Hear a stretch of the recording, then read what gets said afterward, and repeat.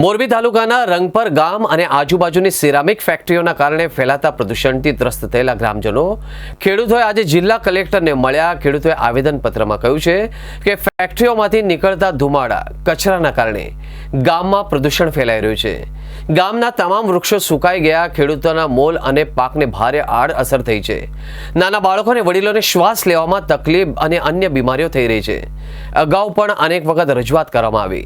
Ceramic કંપનીના માલિકો અને સિરામિક એસોસિએશનને બોલાવીને બેઠક થઈ। એ સમયે એસોસિએશનના પ્રમુખ સહિત લોકોએ બાંહેધરી આપી હતી કે હવે પ્રદૂષણ નહીં થાય, પરંતુ હાલમાં પણ સ્થિતિ યથાવત છે। ખેડૂતોએ કલેક્ટરશ્રીને તાત્કાલિક ધોરણે રંગપર ગામમાં પ્રદૂષણ અટકાવવા માટે કડક પગલાં લેવાની માંગ કરી છે। જિલ્લા વહીવટી તંત્ર દ્વારા આ બાબતે શું કાર્યવાહી થાય એના પર સૌની નજર છે। અમે આ કલેક્ટર સાહેબને આવેદનપત્ર દેવા આવ્યા હતા। અમારા ગામની અંદર બહુ નુકસાની જાજી છે। આ સિરામિક ઉદ્યોગ આવતા પ્રદૂષણ અને બધી વસ્તુ બધી ભરી જાય।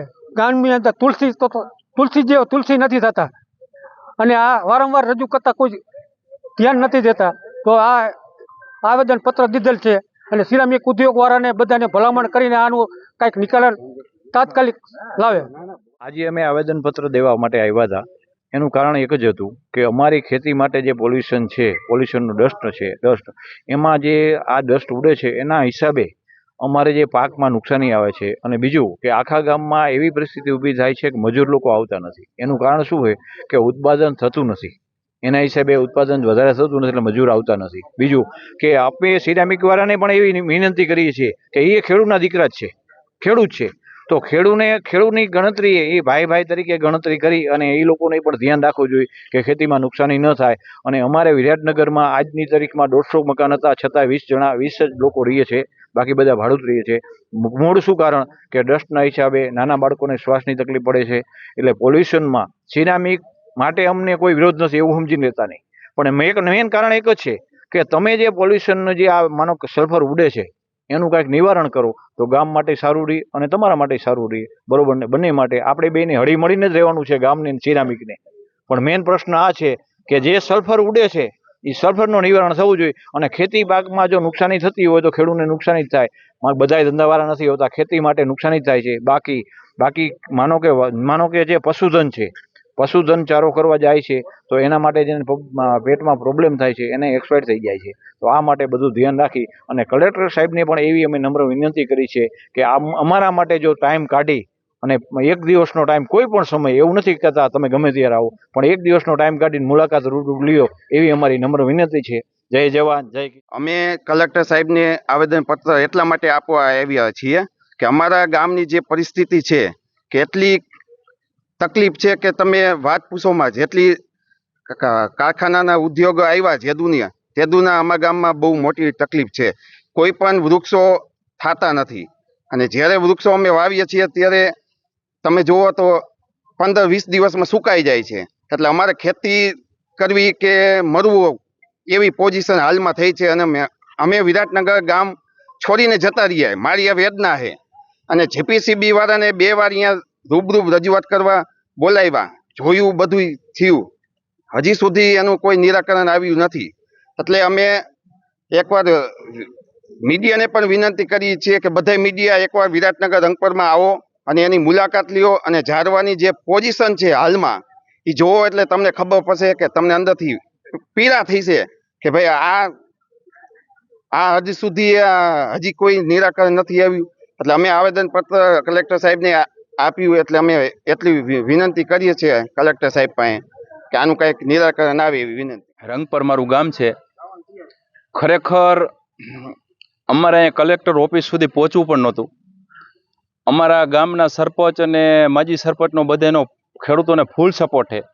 વારંવાર સિરામિક એસોસિએશન અને સિરામિકને રજૂઆત કરી, 2 વખત મિટિંગ પણ રાખેલ હતી। તેઓ પણ અમને 8-10 દિવસની મોહલત દઈ અને ગયા હતા કે આનું નિવારણ આવી જશે। હજી 1.5 વર્ષ થયું, કોઈ પણ ઉકેલ આવ્યો નથી। અને હાલની અંદર અત્યારે કોઈ પણ પત્રકાર હોય, એસોસિએશન હોય કે પોલ્યુશન વિભાગ હોય, ગામની અંદર ઝાપામાં પગ દઈએ ત્યાં એ કહી દે કે આ ગામ કેમ આટલું બધું બંજર છે। અને અત્યારે અમારે બહારથી બહુ દૂરથી આવેલા મહેમાનો પણ એક રાત રોકાય ને તો બીજા દિવસે રાત રોકાવા રાજી નથી। આટલી બધી ગંભીર પરિસ્થિતિ છે। અને અને પશુ અમારા માલધારીના લોકોના પશુ જો જાય છે તો પશુ પણ ઈ ચારો ખાતા નથી, અને ભૂલચૂકમાં બહુ આતે હોય ને થોડો ઘણો આવી જાય તો એને આફરી ચડી અને 1-2 દિવસની અંદર મૃત્યુ પણ પામે છે. અને અત્યારે મોટી સમસ્યાઓ પશુના વિભાગમાં એવી છે કે એમને જે ગાભણ હોય ને એ સક્સેસ નથી થતા, એટલી બધી તકલીફ છે. એટલે બહુ મોટી સમસ્યા છે. એટલે આના માટે થઈને અમે 100 થી 125 ખેડૂતો રંગપરથી આવેલા હતા, અને કલેક્ટરે અમારી વ્યવસ્થિત વાત પણ સાંભળી છે. એમને જીપીસીપીના સાહેબોને પણ બોલાવ્યા છે, અને જીપીસીપી વાળાએ અમને 2 થી 2 દિવસની અંદર રૂબરૂ સ્થળે મુલાકાત લઈ અને આના નિવારણ માટે થઈને લાવવા માટે થોડું આવું અમને બધાને કીધેલ છે. હા, આજે અમે અમારા રંગપર રેવન્યુ સર્વે નંબરમાં જેટલા સિરામિક ફેક્ટરી છે એ લોકોને અમે સિરામિક ફેક્ટરીવાળાને બોલાવી અને વાત કરેલી છે. 2 વખત એના એસોસિએશન હારે મિટિંગ કરેલી છે. એસોસિએશનને એમ કીધું છે કે આ તમે સ્ક્રબર નથી રાખતા, એના કારણે જે ધુમાડાની સાથે સલ્ફર ઉડે છે એ સલ્ફરથી અમારો પાક થતો નથી. આ ચોમાસાની ઋતુમાં સલ્ફર ઉડે, પછી ચોમાસાની ઋતુમાં વરસાદ આવે ને એટલે એ બધું સલ્ફર નીચું પડે એટલે અમારું જે વાવેલું હોય એ નથી ઉગતું, બળી જાય છે. તેમજ ઘાસ પશુધન માટેનું એ પણ બળી જાય છે, અને નાના બાળકો અને વૃદ્ધોને શ્વાસોશ્વાસમાં પણ તકલીફ પડે છે. આવી બધી સમસ્યા છે. એટલે એ સમસ્યા માટે અમે આજે કલેક્ટર સાહેબને રજૂઆત કરવા આવ્યા હતા. જીપીસીબી વાળાને મારા ભાઈએ અગાઉ એક રજૂઆત કરેલી હતી. એગ્રીકલ્ચર વિભાગે પણ રિપોર્ટ આપેલો છે કે આમાં 100% તમને આનાથી જ સિરામિકથી જ નુકસાન છે એવું એને પંચરોજ કામ કરેલું છે. એ પણ અમે જીપીસીબીને બતાવ્યું અત્યારે.